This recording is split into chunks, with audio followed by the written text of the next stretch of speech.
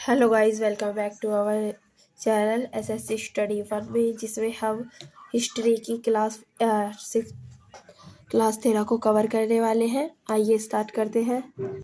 चलिए, यहाँ पर देखिए चंद्रगुप्त मौर्य, यानी जो चंद्रगुप्त मौर्य है वह किस धर्म के अनुयायी थी? तो वह जैन धर्म के अनुयायी थे। और जैन की शिक्षा यानी जैन धर्म की शिक्षा उन्होंने किससे ली थी? तो भद्रबाहु से ली थी। और चंद्रगुप्त के समय सेल्यूकस निकेटर का भारत पर आक्रमण हुआ, जिसमें सेल्यूकस निकेटर चंद्रगुप्त मौर्य से हार गया। और यह कब हुआ था? तो यह 305 बीसी ईसा पूर्व में हुआ था यह युद्ध। और जब सेल्यूकस निकेटर हार गया तो चंद्रगुप्त मौर्य ने सेल्यूकस निकेटर की पुत्री से विवाह कर लिया। और जो सेल्यूकस निकेटर है उसने इसको दहेज में क्या दिया? तो 4 प्रांत दिए। कौन कौन से थे ये देखिए: गांधार, काबुल, मकरान, हेरात। ये चारों प्रांत इसने दहेज में दिए। और चंद्रगुप्त मौर्य ने भी इसको बदले में 500 हाथी सेल्यूकस निकेटर को दिए गिफ्ट के रूप में।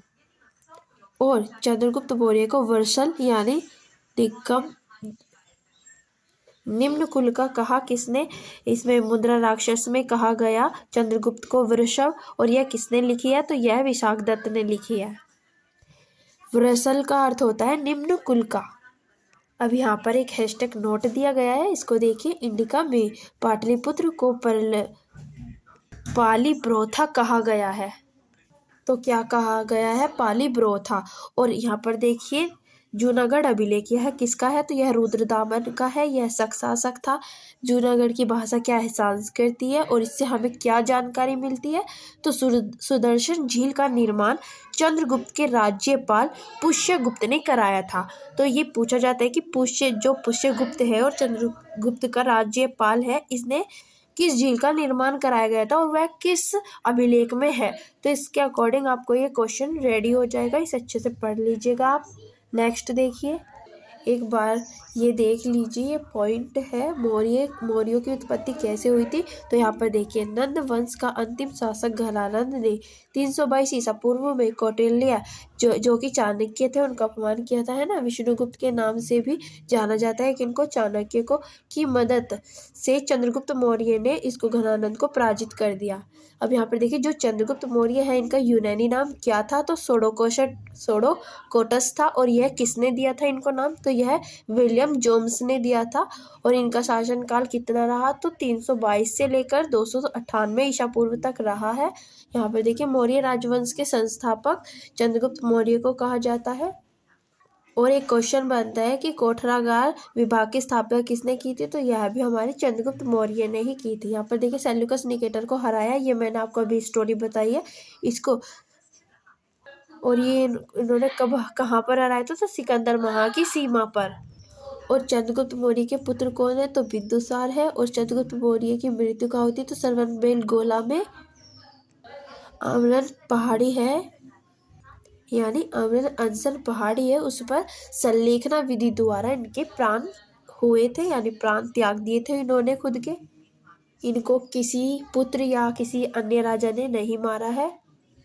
ये वाली स्टोरी मैंने आपको अभी बताई है कि जब ये हार जाते हैं तो इनका विवाह इनकी पुत्री से हो जाता है। सेल्यूकस निकेटर की जो पुत्री है उसका नाम क्या है? तो हेलेना है, जिससे विवाह किसका हो जाता है? चंद्रगुप्त मौर्य का, है ना। और एक ये यूनानी थे, इन्होंने जो हमारे ये थे सेल्यूकस निकेटर, इनके बॉस कौन थे? तो सिकंदर थे। और इन्होंने जो हमारे चंद्रगुप्त मौर्य है इनके दरबार में किसको भेजा था? तो मेगास्थनीज नाम का एक दरबारी था इनके, जो कि इन्होंने चंद्रगुप्त के दरबार में भेजा था। और इसकी पुस्तक कौन सी थी? तो इंडिका पुस्तक बहुत पूछी जाती है, बहुत अच्छे से याद कीजिएगा आप। अब देखते हैं हम बिंदुसार, जो कि इसका नेक्स्ट राजा बना, यानी मौर्य वंश का दूसरा राजा कौन था? तो बिंदुसार, जिसका समय 297 से लेकर 273 ईसा पूर्व तक रहा है। यहाँ पर देखिए, यूनानियों द्वारा इन्हें अमित्रघात सिंहसेन के नाम से भी जाना जाता है। और इनको भृदसार भी कहा जाता है। अमित्रो कॉटिज भी कहा जाता है। अमित्रघात का अर्थ होता है कि शत्रुओं पर विजय प्राप्त करने वाला।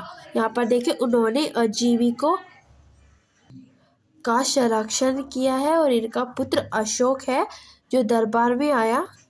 और इनके दरबार में कौन आया था? डिमेकस। डिमेकस एक यूनानी था और इनकी पत्नी का क्या नाम था? तो दूरधारा। अब बिंदुसार के बारे में कुछ अन्य पॉइंट देखिए। बिंदुसार के समय पर प्रधानमंत्री कौन थे? तो चाणक्य ही थे। इनके टाइम पर आने वाले विदेशी यात्री कौन थे? तो यहाँ पर देखिए पहला था डायोनोसियस जो कि टलमी सेकंड फिलोडर्स ने भेजा था और यह मिस्र के राजा थे। दूसरा कौन था? डायवेकस। यह एटियोकस ने भेजा था और यह सीरिया का राजा था। दोस्तों आज मुझे बहुत कोल्ड है जिसकी वजह से अब बोला नहीं जा रहा है, तो अगर फिर भी मैं इसलिए बना रही हूँ ताकि आपका कुछ भी बीच में छूटे ना, कंटेंट आपका एक्यूरेट रहे, कुछ भी इधर उधर ना हो। तो प्लीज़ अपना सपोर्ट दिखाइएगा और करते रहे। अब यहाँ पर देखिए इनके टाइम पर ही एक अशांति हुई थी जो कि तक्षशिला में हुई थी और यह दूसरे टाइम पर हुई थी, यानी एक पहले भी हुई थी और एक बाद में हुई। तो दूसरे टाइम वाली हमारे लिए इम्पोर्टेंट है। तो सेकंड टाइम पर रोकने के लिए कौन गया था? सुसीम को भेजा था और पहली वाली को, जो पहली अशांति थी उसको रोकने के लिए अशोक को भेजा गया था, है ना। सुसीम कौन था? इनका पुत्र था बिंदुसार का। और सुसीम उत्तराधिकारी की घोषणा की, यानी जो सुसीम बड़ा पुत्र था, तो बिंदुसार ने सोचा कि ये मेरा बड़ा पुत्र है, मैं इसी को उत्तराधिकारी बनाऊंगा। इसकी घोषणा बिंदुसार ने कर दी। उसके बाद अशोक ने ये घोषणा सुनी और अशोक को गुस्सा आ गया। जब अशोक को गुस्सा आ गया तो अशोक ने बिंदुसार की हत्या कर दी।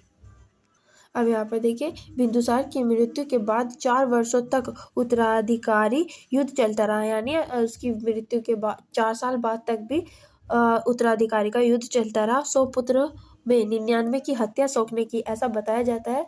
इसका अनुमान लगाया गया है कि 100 पुत्रों में से 99 की हत्या अशोक ने की थी। अब हम अशोक के बारे में पढ़ेंगे। हमारी 14 क्लास स्टार्ट हो जाती है।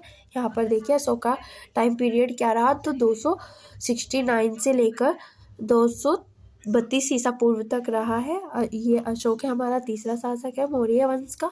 इसके पिता बिंदुसार है, माता सुभद्रांगी है और पितामह कौन है? चंद्रगुप्त मौर्य। ये क्वेश्चन आ चुका है कि अशोक का पितामह कौन है? चंद्रगुप्त मौर्य। अब यहाँ पर अशोक के वे अभिलेख जिसमें अशोक का नाम अशोक बताया गया, तो जो वे अभिलेख हैं ये मोस्ट इम्पोर्टेंट वही अभिलेख है जिसमें अशोक ने अपने नाम का जिक्र किया हुआ है ना।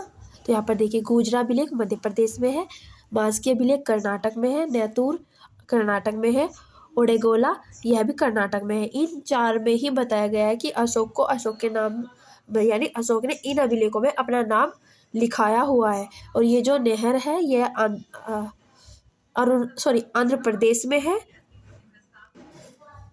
और यहाँ पे अन्य अभिलेख देखिए, रुमेंदेई अभिलेख और निगलीवा अभिलेख, यह नेपाल के तराइन क्षेत्र में है। अब अशोक के कुछ अन्य नाम देखिए, देवनाम प्रिय, प्रियदर्शी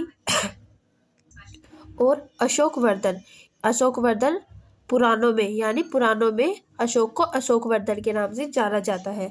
और एक यहाँ है भाब्रुक अभिलेख। ये भाब्रुक अभिलेख ये राजस्थान में, और अशोक ने सव्य को मगध का सम्राट कहा है। इस अभिलेख में पूछा जा सकता है कि किस अभिलेख में अशोक ने खुद को मगध का सम्राट बताया है? तो भाब्रुक अभिलेख में।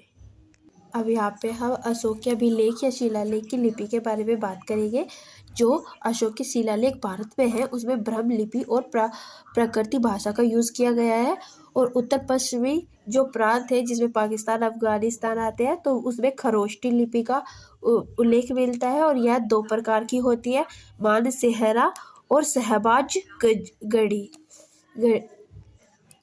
लिखने के तरीके हैं खरोष्टी लिपि को 2, ठीक है।